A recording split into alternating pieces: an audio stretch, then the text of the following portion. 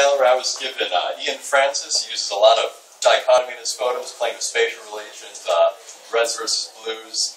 And to incorporate into the building's facade, I've got a basic metal structure that just simulates the difference in dimensions. When it's actually built and we've got the plan more figured out, the various artwork and everything will be put in.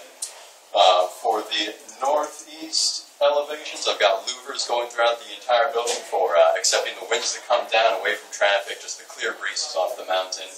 And they're funneled out this far corner into traffic.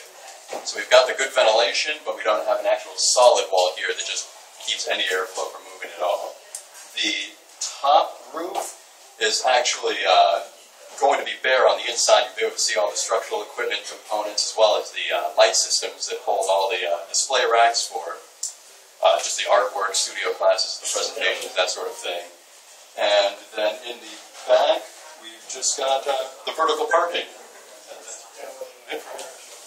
What building systems did you do on the, what would be the south or remotely south side facing? The south one's the full solid so far. The building system is basically the art piece that keeps the traffic noise away. It provides something into the tree. It opens up on the second level so you actually can see out, but it's mostly solid. The back wall against the alley is going to open up into the alley just to enlarge the floor studios on the bottom, but is in general very, very solid because it's just right up against the building next to it. There's nothing there to look at, so it's more just openings for airflow, a little light up on the second story.